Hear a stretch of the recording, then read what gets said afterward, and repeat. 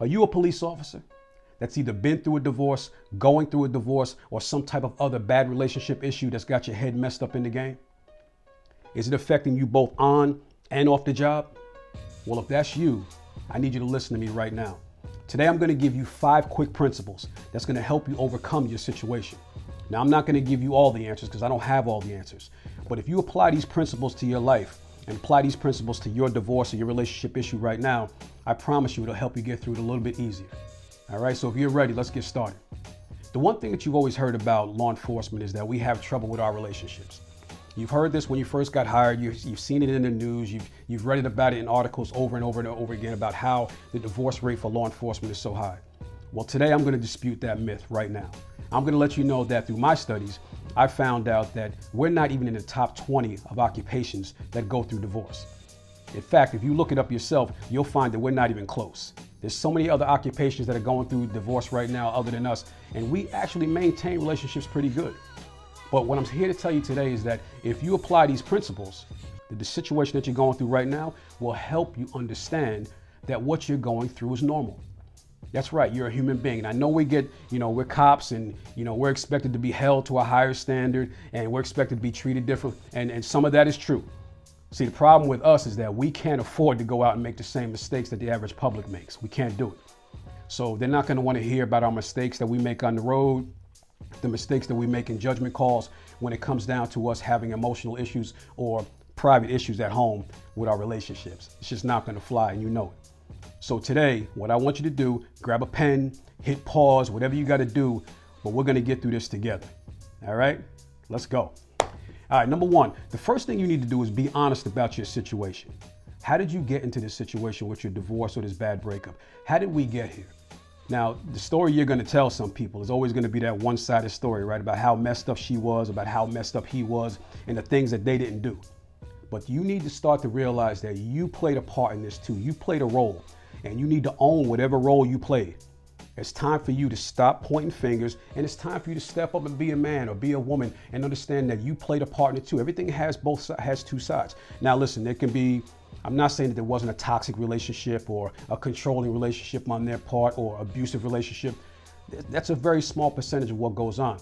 But what I'm saying to you right now today is that whatever you did, own it.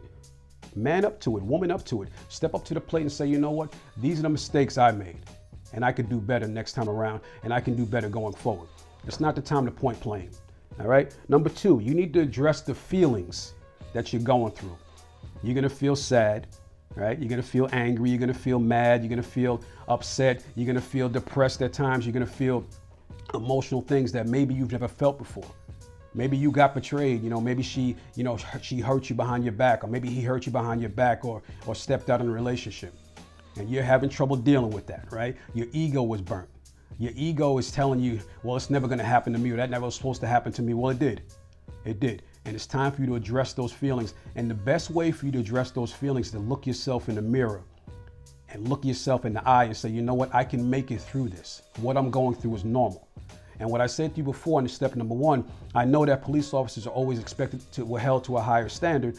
But during this process, you need to realize that your human side needs to be addressed as well. All right. Number 3, the one thing we need to do is seek out a good support system. Now, I know that we're cops and we like to hang around cops and nobody understands us but cops. And, okay, listen, let's take a break from that for a moment. If that's you, I get it. That's not a problem for me. But if it's not really you and who you are inside, you need to start looking outside your circle sometimes. Sometimes there's people out there that can help us other than cops. It could be a church group, it can be social media, it can be going to the gym or going to get out into different environments.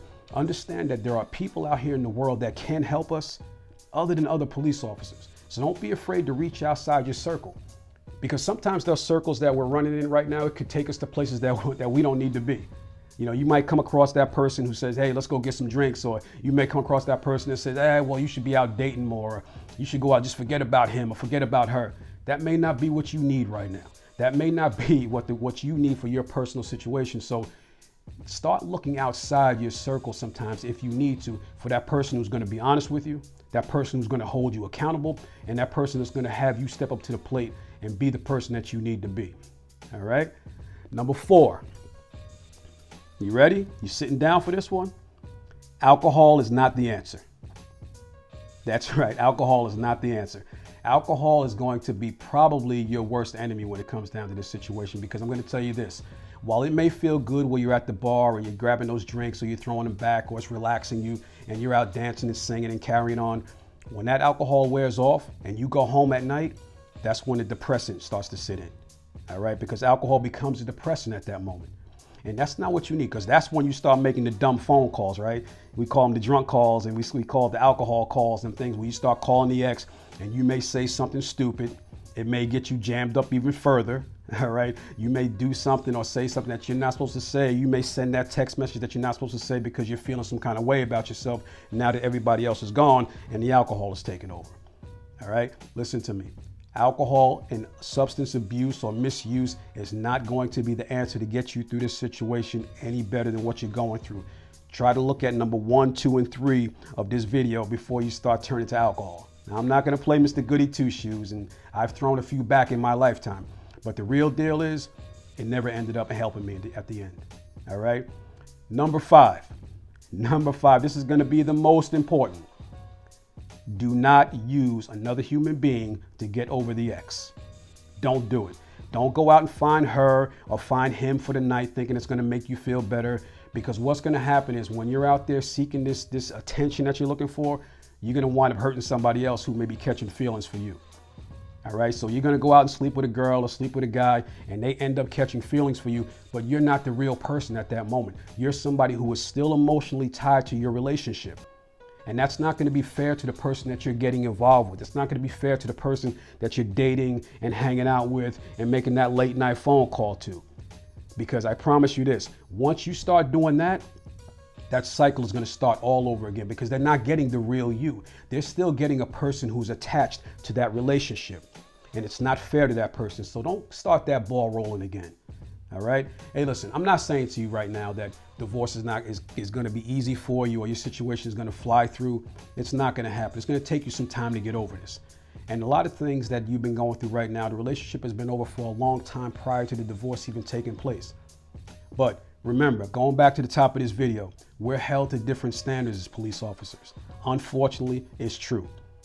We are human, we do make mistakes, and we do make bad judgment calls at times. But the public is not going to want to hear it because we can't handle ourselves. So whatever you got to do to get your mind right, to get yourself back in the game so that way you don't get hurt or you don't get your partners hurt, get it done. Whatever you got to do to get your mind right so that way you can be physically better and mentally better, get it done. It's not going to be a time for you to have excuses. You may have to leave work one day. You may have to take off work one day. You may have to take personal time to do what you have to do. But whatever you do, always understand that you're human and you can get through this, and you will get through this if you take the proper steps. All right. Listen, I'm Joe Hammond. If you need me, you know how to reach out to me. I'm always easy to get in touch with. I don't have all the answers, but I will point you in the right direction. All right. I'll see you when I see you. Peace.